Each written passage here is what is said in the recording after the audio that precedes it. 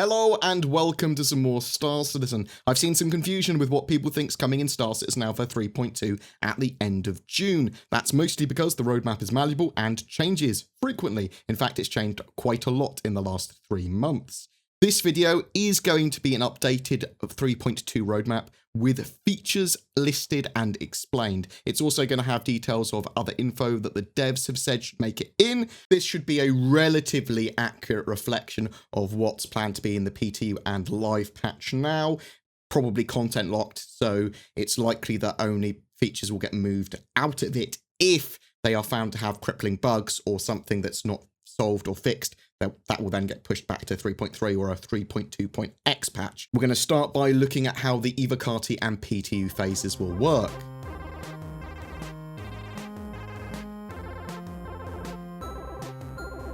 So, how and when 3.2 released, how's it work, and all that sort of jazz. Alpha 3.2 will be released to a live build at the end of June as part of Star Citizen's quarterly release schedule. Before that, we will see a PTU phase, starting with the Evocati, which is a closed testing phase under a non-disclosure agreement, meaning that none of the patch content can be discussed or captured via video, stream, or screenshot. Typically, this will start 3 weeks before the live build, so the 1st or 2nd week of June, so within the next couple of weeks as of recording this. These builds might only contain a certain set of mechanics or features for testing. Once the build is more stable, it gets opened up to more and more backers with no NDA. Content can flow. People can make talk about content, can make videos on it. It continues to open up to more and more backers in waves until you have everyone with a game package being eligible to participate in the PTU, the public test universe. So as I said, the Evocati get their hands on the build first. They are handpicked and offered a chance to become Evocati by CIG based on their previous contributions to the PTUs and Issue Council. The Issue Council is the bug platform where you submit and prioritize bugs for the current build of Star Citizen. Currently, there are around 1,600 to 1,800 Evocati. Subscribers and concierge are typically next when it comes to getting the PTU patch. It's a perk for being concierge or a subscriber to RSI. First wave are then backers that were very active on PTU builds and contribute a lot to the Issue Council, and then it goes out to more and more waves. The more active you are on the Issue Council and PTU builds, the sooner you'll get access to the PTU. Eventually, it becomes open to everyone, sometimes just for a day or two before a live build, sometimes longer. Just be very active on the Issue Council and with each of the PTU patches that you do get access to bump yourself up the chain in the future and for a chance to become an Evocati. CIG will also contact you if they want you to become an Evocati member. It's not something you contact them for. They will poke you at some point. So what features are in the roadmap at the moment for 3.2? Legacy armor sets. The old armors for heavy, medium, and light outlaw and marine have been updated to be modular so that legs, torsos, arms, and helmet can all be worn separately. It's also been somewhat improved in visual quality and made more efficient in polygons. Potentially for 3.2 as well, we may see more skin and armor variants and colors too. So different colored armors, different variants of the armor that we already have. The Port Olisar collection is a collection of clothing assets that are also being added. It's various clothing sets that will be used by the inhabitants and purchasable in stores around Port Olisar. So there will be more for us to buy and NPCs will have more variety. Network bind culling has been a unicorn for a while, constantly getting pushed back, but it should appear in 3.2. This network bind culling aims to improve performance in multiplayer by cutting down the number of entities that exist on clients. Entities too far away from a player will be removed from the local client, and when the player moves or the server otherwise detects new entities entering the player's range, they will be added to the client. Because clients will only consider updating entities that are near them, the overall CPU load will be reduced and performance should improve. It should give us some additional server and client gains, but will be much more leveraged with 3.3 when object container streaming is in, and also 3.4 with server meshing. All of this tech together is key for having more players in an area, those areas to be larger and of extremely high fidelity and at an acceptable performance level. We should also get some more general network and performance updates too. We might see them testing more players in servers potentially in 3.2, but we'll have to wait and see. They now have performance optimization as part of every patch cycle, so a lot of that's actually making sure that performance doesn't degrade too much with improvements, updates, and extra features, as well as them trying to increase frame rates and stability in general. FPS weapons wise, they are releasing the Democo Energy and F-55 ballistic light machine guns, as well as a Kastak Arms ballistic sniper rifle, the Scalpel. With this, they are improving weapons with a more natural muzzle flash, less intrusive tracer rounds, as well as getting recoil and bullet spread tweaked. They are also planning to have a new inspect weapon system, so you can manipulate an item to see it at all angles. This is going to be cool to look at skins and things on guns. To aid in ship disabling and anti-shield, there's also a Distortion Repeater being added to the vehicle weapons as well. Ship additions include the Origin 600i Explorer variant, the Aegis Eclipse Stealth Bomber, and the Vandal Blade Light Fighter, all being made flyable. The Blade shows the updates and improvements to the materials and style of the Vandal, and we may see changes to Vandal Swarm with the Blade being added to the mix. This could see additional weapons as well from the Vandal and systems, so the Blade supports 4 size 2 weapons and some size 1 missiles, so we might see them added to potential loadouts in the game. A big update ship-wise will also be the Avenger rework for the Titan, Stalker and Warlock. So the ship has been made around 25% larger. It's also reflected in the interior space too, so there's more room to move around, there's potentially more room for cargo. The Avenger Titan was always my favourite recommended ship if you wanted to upgrade from the starters. With a size increase, it cemented that further for me, although potentially it could be a bigger target, and we'll have to wait and see. The ship hasn't just been scaled up either, there are improvements to the model, materials, and detailing. FPS Combat AI, so this is incredibly important. This is implementing the basic FPS Combat AI behaviours to allow players to engage with enemy targets on the ground or in ships to add an action element to some of the missions. So you're going to start to see NPCs on the ground, you're going to start to see them as part of missions where you need to kill them, and that sort of stuff. You'll see AI use cover, that they'll be aware of where the players are, where they are, where other NPCs are, they'll be able to flank, they'll use grenades, they'll run out of the way of grenades, and they'll use a variety of different weapons and equipment.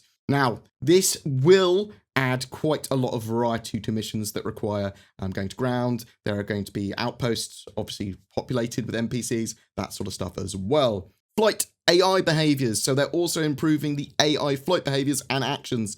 This feature is going to improve the existing flight AI and develop new, deeper flight behaviors and characteristics for AI pilots. Players will experience NPCs attempting different attack strategies based on the ship and its physical abilities. Pilots flying fighters will attempt to decouple their movements with attacks, while gunship pilots will prefer to circle their targets to take advantage of their turrets. This should make Arena Commander, especially Vandal Swarm and Pirate Swarm, much more interesting. Economy Polish 3.2. So they're performing an overall polish pass on the economy, from commodity trading to item prices, to provide a better overall experience for the players. This includes item kiosk shopping, so this is the implementation of shopping kiosks with an increased variety of available products. There will be terminals for clothing, armor, as well as vehicle and ship equipment, allowing for the purchase of lots of new equipment, FPS weapons, and ship equipment, as well as more items. Kiosks are tied to shops and they have their own unique inventories, so you may have to look around for certain bits. It's going to encourage people to travel around the verse. You can both buy and sell at those kiosks as well with Alpha UEC. Ship purchases in-game have not been confirmed for this patch. I've reached out to CIG for an answer.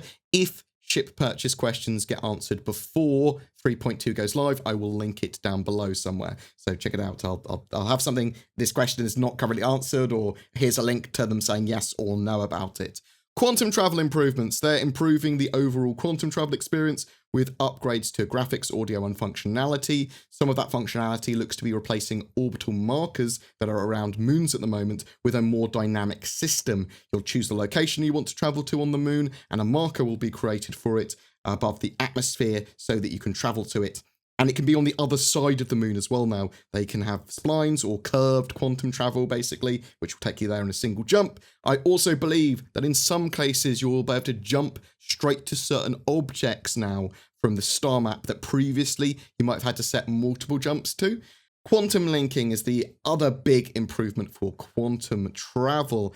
This adds the ability to link with other players' ships so that you can do group quantum travels. This will literally have a leader of a group selecting a quantum travel destination for everyone, and then I believe the ships will automatically align and then all go to quantum travel at the same time. And if they're quantum interdicted, it will pull them all out at the same time. Group system. So this is the ability to team up and identify friends, travel in groups, coordinate and share location information, and chat with different groups easily. It will include temporary groups for missions. You'll be able to quantum link together, share mission rewards, easily chat with each other. There was talk of showing team member statuses as well, so you could potentially see where they are in the verse, if they're in Port Olisar, if they're in Grimhex, how close they are to you, potentially being able to spawn in a teammate's bed as well. Now, some of that has been talked about, but not 100% confirmed, at least not confirmed for 3.2. And you can expect, at the very least, easier access to playing with your friends or getting into a group in the PU or getting quick mission content, being able to join it as a group, and much more easily being able to identify something if it's friendly, enemy, or unknown. Mining on planetary bodies. So this is adding the systems needed for a player to extract minerals from a planet or asteroid. This includes scanning, sending out a ping, finding mineable objects in space or on moons. Once you get closer, you can do a focused scan to see what the mineral composition of a specific node, asteroid, or mineable on a moon is. They have been working on scanning of ships and other items at the same time. So that will give you more information about ships, cargo, and crew, but I don't know about that in regards to progress for 3.2. I don't know if scanning of ships or stations is going to be in. The MISC Prospector is getting a working boom arm that carries the mining and tractor beam tools that will be used for 3.2. For mining in general, the boom arm will work like a turret and aim where the pilot looks so it can mine asteroids or minables on the ground. Weapons will be offline while you're in mining mode. Once you've found a node to mine and focus stand it, you'll want to use the mining laser to break up the object. There's a balance of power of the laser that you'll have to maintain and adjust to safely disassemble the mineable without it exploding. And then you can use your tractor extraction beam to get the material loots for mining and then sell it. That's the idea. You go back and sell it afterwards. There could also potentially be some missions which require you to go out mining and bringing back those resources after you've finished mining. Item 2.0, ship systems and weapons power allocation. So this is ship component functionality allowing for upgrades as well as degradation of weapons and systems. It's the functionality for components of ships so that weapons can overheat, misfire, suffer critical failures based on factors like wear and tear and damage, as well as the ability to configure shield generators, power plants, weapons, and other systems to meaningfully affect ship performance. Ship weapons and items can now be tied directly in with heat and power systems. Previously, we've only had weapon on and off and weapon overheating at a very simple level. They can now have the exact amount of power that a system is receiving affect its performance, and you might not necessarily have enough power to power all of your systems at 100%. There's also going to be more components with more relevant stats, and therefore loadout choices will matter much more. They have also been updating the cockpit experience with better trigger presses and button presses and visuals and animations as well. But that item system 2.0 power allocation is going to open up a huge amount of opportunities when it comes to how you play the game and will make your loadouts, as I said, incredibly important. Ship persistent improvements. So this is going to be improvements to the core systems responsible for persistent ship records on the persistent universe. This system enables many features, including persistent damage, ship variables, and ship consumables. So your choices longer term are going to matter. It's if you've damaged your ship, if you've used a load of ammo and that sort of stuff, you can't just instantly get it refueled by going back to a ship pad and like logging off and coming back on. 3.2 will look at improving persistent spawning further. They've also been working on getting the bed logging working and inventories, reputations, mission progress, ships as persistent all as possible. This may also lead to us being able to reliably log out in a ship or even on foot and spawn back in appropriate cases where we were. Turrets and multi-crewed turrets. So remote operated turrets, the functionality for players to operate remote turrets on vehicles through a console or through a camera is going to be implemented. But they're also improving manned turrets on ships and vehicles. As previously, we haven't had the best experience with them. So these improvements should make turrets significantly better in the game than they currently are. And that, in conjunction with power allocation, should make multi-crew a lot more viable and enjoyable for everyone. The VMA and PMA, the Personal Manager and Vehicle Manager app, of both being improved. Expect to see improvements in general with Mobiglass, HUD, apps, all that sort of jazz as well. Little tweaks to how everything looks and it being sharpened and neatened up as much as possible.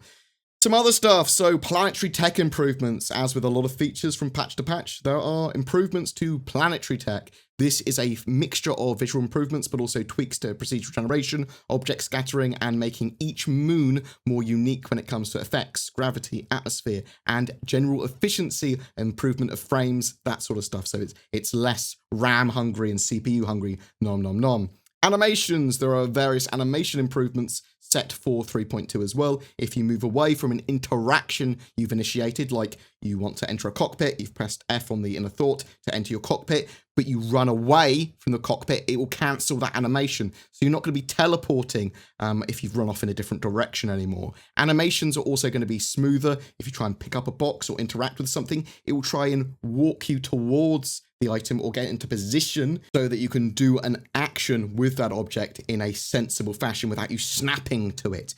You'll also be free to cancel these actions as well. So if you start picking up a box, you can cancel it if you need to pull out your pistol or you've accidentally picked up a box rather than trying to shoot someone or something. Some new NPCs. So they've talked about some new mission content that we should be seeing in 3.2 as well. They didn't 100% describe what that was. We can expect some new missions. We can expect missions that are based on ground FPS play as well, with the FPS AI running around. But also they've talked about new mission givers. So Recco Battaglia and Wallace Klim are two of the new hero mission givers. They're also adding some new personalities and animations for NPCs in general that are moving around. You'll see grumpy shopkeepers and that sort of thing, but also NPCs more intelligently reacting to their surroundings and environment. IFCS and ESP. So the IFCS, the Intelligent Flight Control System, and ESP, which is normalized aiming, really for fixed weapons, I suppose, on ships, have been pretty broken since 3.0's release. 3.1.4 addressed these systems to some degree, and the rest of the dialing in should now be done for 3.2's live build. I cannot stress enough how important this is to get these systems as right as possible. It is the core of the flight and combat mechanics for ships. VTOL and atmospheric flight should also be getting some more focus too. Expect Gravlev, space spikes, to be even better than they are in 3.1.4, and thruster use and system choices are going to matter a lot more, as will ship weight. The G-forces are also supposed to be looked at for 3.2 as well. Death masks for ships, explosions, ship damage, they're all getting some improvements too. Potentially ships might be able to be disabled as well if you hit them in their power plant and destroy that system, or disable it with like distortion repeaters, or that system fails due to wear and tear or overheating. Going to get some interesting gameplay from that. Also, I suppose you could just run out of fuel and people will start to board you. Worth mentioning as well, you potentially could see them testing FPS AI on ships.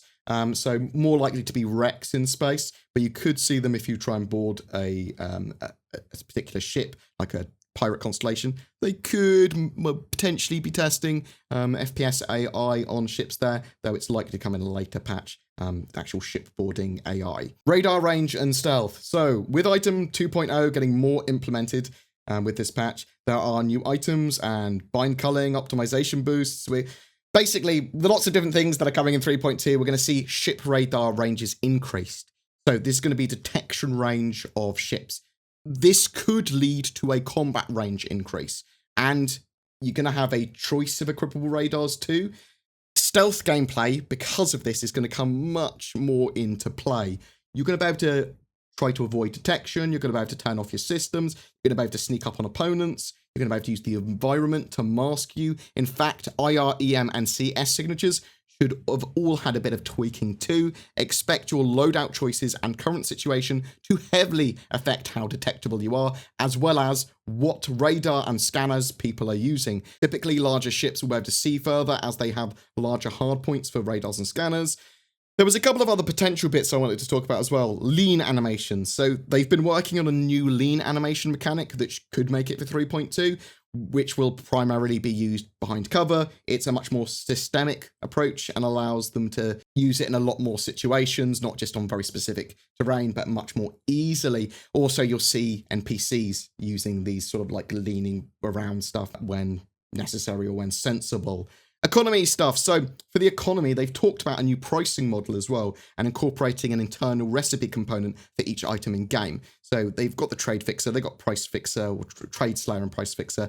This new pricing model involves extending the commodity and resource list to make it more representative of the final product. Recipes will be broken down into 3 major components: resources, materials, and parts. Basic resources can be mined and scavenged around the verse. Those resources can be delivered to refineries and transformed into materials. Finally, manufacturers will combine resources and materials to create parts. Now, that actual way of manufacture, or like node manufacturer, might not exist in 3.2. In fact, it probably won't. But the actual tenets behind it might. Mining and cargo runs might affect the prices of other objects in the verse, is basically what I'm saying with that model. They might be testing out at a very basic level. We also might see some new commodities as they've been fleshing out the list, and we've got mining as well now, so we'll see those resources in the verse. If you are wondering what happened to salvage repair, the Mustang rework, service beacon improvements, and service beacon escorts, it was moved to 3.3 that's coming in September, and I'll get an updated 3.3 roadmap out once 3.2 is in the Evocati's hands.